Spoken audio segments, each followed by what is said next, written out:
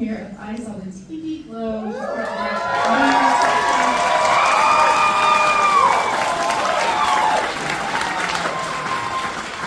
Everyone says that Midnight Crowd is the best, and this is proven to be true.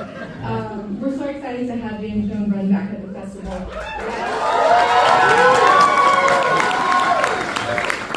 We absolutely love We're All Going to the World's Fair, and now we have another special one for you all.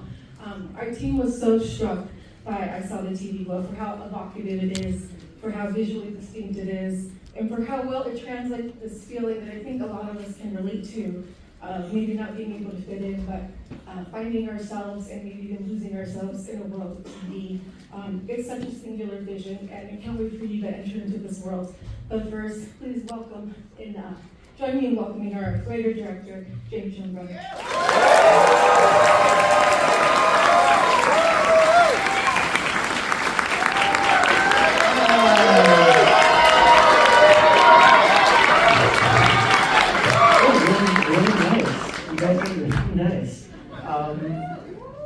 This is crazy. Yeah, the first film, I was in my living room when it premiered.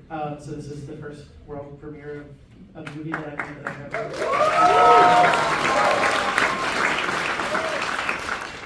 It's cool. I want to say just like a few very quick thank yous, and I'm sure I'll say more later on, but just the cast and crew, many of whom are here tonight and are just incredible. If you work on this movie, would you put your hand in the air?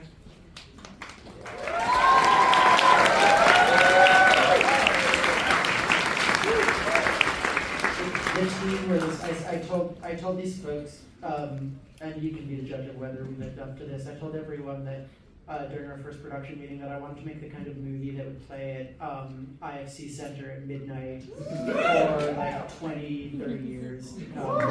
And everyone brought their fucking A game.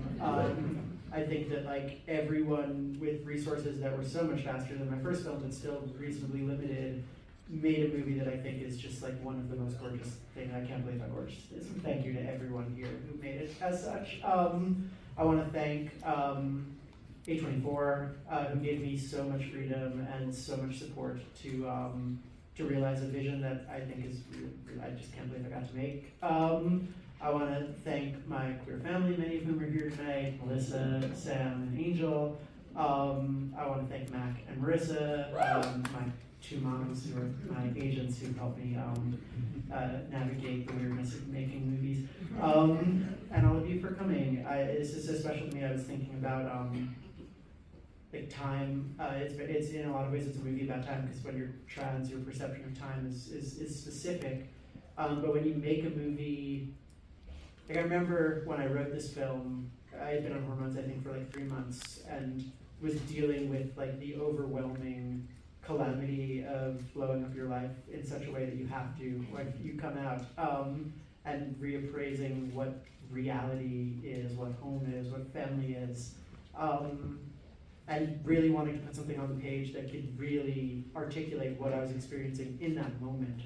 But by the time we got to production, like a year later, I was just like walking on sunshine. I was like feeling good in my body and surrounded by amazing people and getting this opportunity to make something. And I remember feeling like I need to honor who I was when I wrote the script, but I also need to honor who I am now. And year plus later, being here in this room with all of you is incredibly moving. And this is too is part of that journey and change, and the film now will exist. So yeah, very emotional and just so excited to be here and share this with you all. James Schoenbrun.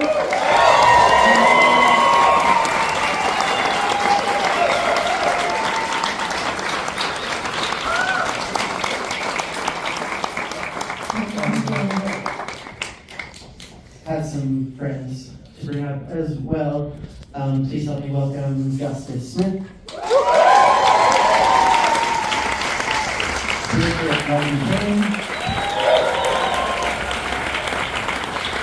Lindsay Jones and Ian Foreman.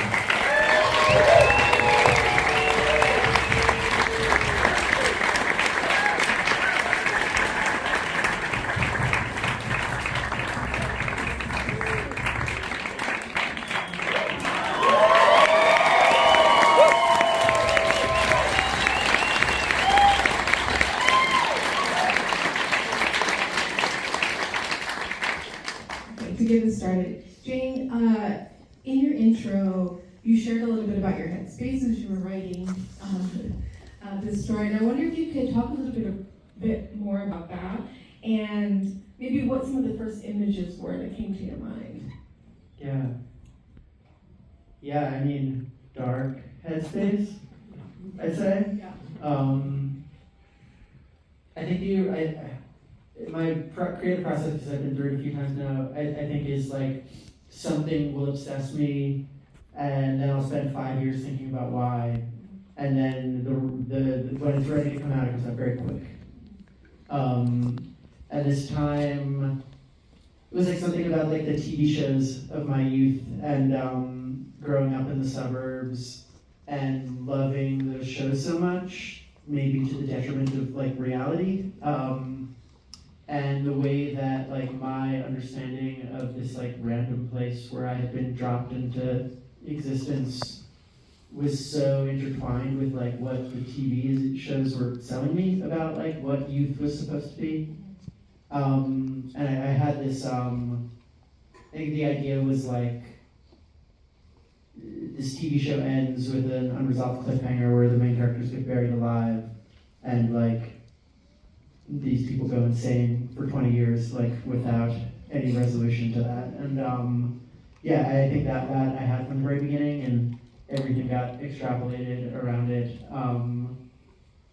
And yeah, I mean, in terms of like, I really believe in like trying to write from, like, I don't go into a project being like, I know what I want to say about this experience. It's like, oh, what do I want to explore? And it's a movie about the egg crack. It's a movie about like how when you realize you're trans, you're sort of like, it's this like overwhelming like self-awareness, but then also cut with like this realization that if you're going to actually do something with that knowledge, you're going to be like, yeah, like literally like burying yourself alive, or like completely leaving reality as you know it, and wanting to like honor the sort of like complexity and overwhelming nature of that feeling, rather than like tell a story about like what happens after that feeling. Like, to me, the movie isn't so much about transition. The movie is about like that feeling. Yeah, I mean, I love hearing you talk about feeling, because for me, it plays like such like an emotional composition, the way that you write and direct. I mean, it feels almost like music. Like I felt it emotionally more than like imagining what the script looked like.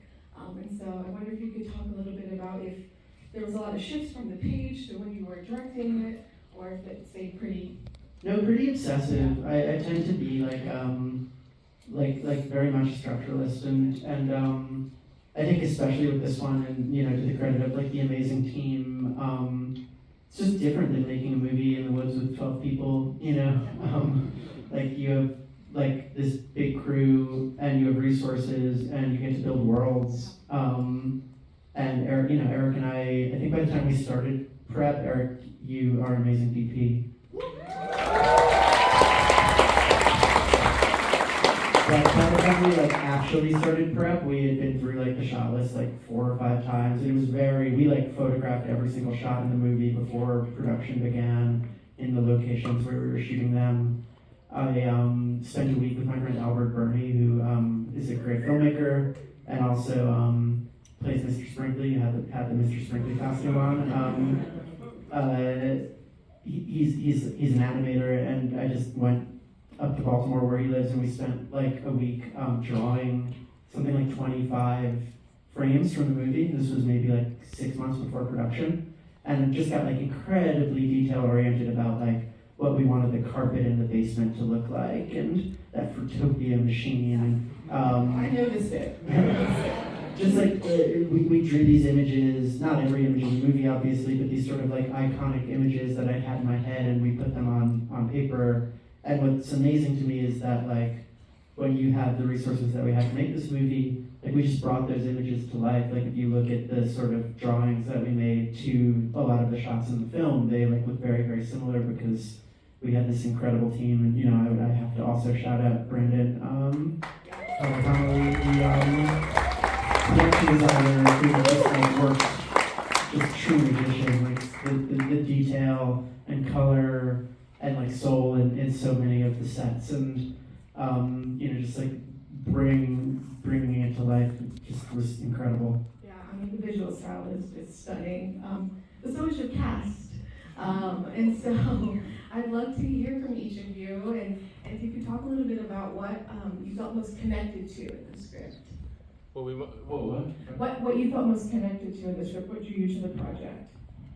What drew me to it? Yeah. I read it and I was like, I have no idea what the fuck I just read. I have to do this movie. Because it was one of the most, and I told Jane this before, at our meeting at the coffee shop. Yeah, it just was the most original thing I've ever read, and it was an epic, a character epic. I mean, it's follows this character over a span of 2 decades, right? And there was so much to mine there to track, like the way that his, asthma grows, his disconnection from his body, the way, like, a lot of times in film, we see characters grow more into themselves, and he's growing further away from himself. And I thought that was really interesting, that the younger he is, the more authentic and autonomous he is, and the older he is, the more of a shell he becomes. I had never played a character like this. I never read a script like this, and I never been a part of a vision like this. And so I was like, this is a hell yes. Hi. Well, I think I was so tired of reading such shitty stuff, and I was on a TV show that was like, I played like a queer character, and so a lot of the stuff I was getting was like, queer stories are important for you, and like, in ways that were like, felt really like jarring and insincere, and I was looking for something to like unlock me and like help me move through what I needed to. And first of all, I just loved Jane, and meeting Jane, we like talked on Zoom for a long time, and I loved them so much, and I wanted to do anything with them, and I really felt like this script could be it could be like a wormhole to crawl through where I could like become what I needed to in my own psyche. So yeah, loved it. Well, I was a really big fan of We're All Going to the World's Fair, and as I'm sure we all are, and I really like dissecting movies. It's like one of my favorite things to do, and I had a bunch of unanswered questions about that movie that I was still thinking about, and like that's just like my favorite type of movie. And yeah, I read the script, and then I read it again, and then I read it again. And I realized by the second time that I was missing like this really major stuff. There's all these really cool little, like, I don't know, there's a lot of really cool interpretations, and just seeing it, I'm like, it's hard to speak about someone else's vision. But once I think I started to really start to open up some doors, I was like, this is insane. It's so cool. And I just, I don't know. It's a gay person. I felt really connected to it, and as a person that just grew up like online, and similar to the reasons I connected to World's Fair, it's just like creepypasta fan. And yeah, I love Jane, and I think they're a genius, and just feel really grateful to be part of it. And even like watching it tonight, I thought about this movie a lot. I've made a lot of my own interpretations, and I have some new ones tonight. And I think that's the magic of like an actually good movie. Yeah, and that is what I like about movies. So thank you for listening.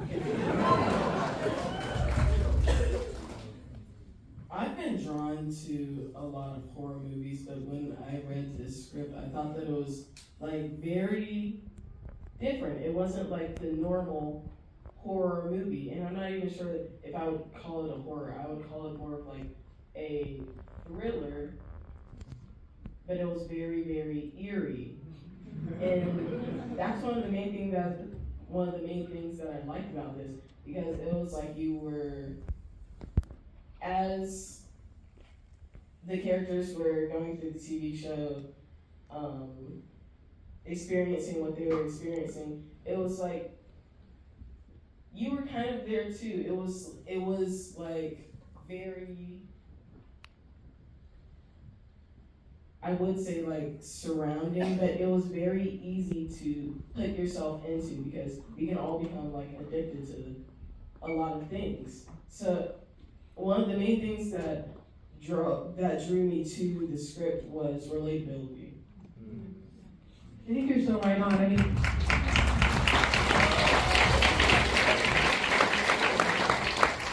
mean, after I watched it for a week, I just kept Pinko Pink. I couldn't talk anyone about it, but it was in my head, so I absolutely relate to what you're saying. I want to open it up for questions. Oh, right here. Jane, and is it Justice? Yes. Oh, I'm sorry. Your Wait. name? Oh, What's my name? Yes. Oh, Bridget. Bridget. Okay, for the two of you, and for you as well, I guess. But character preparation, and how did you get that planetarian scene, that monologue, just so? Well, my friend Bridget worked for a year on that, so I think I'll let them talk about it. Well, it starts because Jane wrote the monologue in a very raw place, and so it came to me raw and perfect, and I just kind of like laid down on it, and I just said it to myself again and again and again for like a year, because I knew I was going to do this for a year before, so I was always like saying the lines and thinking about it, and then I just sort of like infused it with my own soul and experience, and then it sort of told me what it needed, and Jane showed me a lot of references. What was that crazy movie that you showed me where like Liquid Sky? And like that performance really influenced the monologue, because when I first told it to them, we were like sitting in a room together, and I remember like leaning on your shoulder, or like we were like really close together, and I said it to you like very emotionally. It was like, I made it all the way to Phoenix, like so hammy, and Jane was like, good, just say it. And we just like, from Liquid Sky.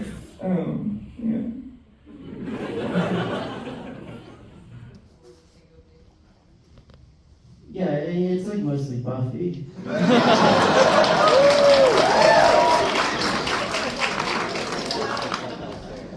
There's like a little, I guess, like, Are You Afraid of the Dark and Goosebumps in there. But it's like mostly Buffy, I would say. Can you talk about some of the longer musical interludes and the decision to like let those play out in a longer form? Totally. Yeah, I love music. I almost think of it as a musical.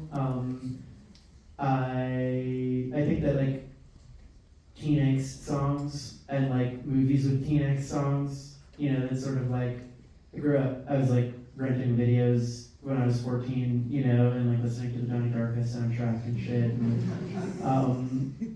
I think I like wanted to make a movie with an incredible soundtrack. I think I knew that from the beginning. Like I just wanted this movie because I had resources to be just like stuffed with beautiful things, like all of my favorite things. And so I was kind of like, I pitched A24 early on. In addition to Alex's incredible score, we had the live performances, obviously. But there's this sort of like thing on 90s TV shows where like there's like the Peach Pit, or there's like the Bronze on Buffy, or there's the Roadhouse on Twin Peaks, and I pitched A24 on like let's make like the original soundtrack like for the show, and like if a band plays every week, so they let me commission, I think it's 16 original songs that by like all of my favorite bands that are out there right now, and I told all of them like I want you to write like the song you would have played if you had like played at the Bronze. And it was so fun. I made them all like 10-song mixes of like 90s songs that I wanted them to have in their head. And yeah, the soundtrack I'm so proud of. It's like, to me, it's like its own piece of art that I curated. And yeah, I just like I want to make movies that people want to watch over and over again, and like I think that the music in the movie is beautiful, and hopefully will bring you back because you want to like have that experience again, just like so many other things in it. The lyric, I paint the ceiling black so I can't hold my eyes, or, oh my gosh, I'm thinking about that. It's beautiful, as is the entire film, as is your performances. Thank you for making the film. Thank you for making the Hey, this is Eric from IONCINEMA.com. If you want to support us, subscribe below. For more reviews, interviews, film festival coverage from Sundance, Cannes, Toronto, you want to check out these guys on this side.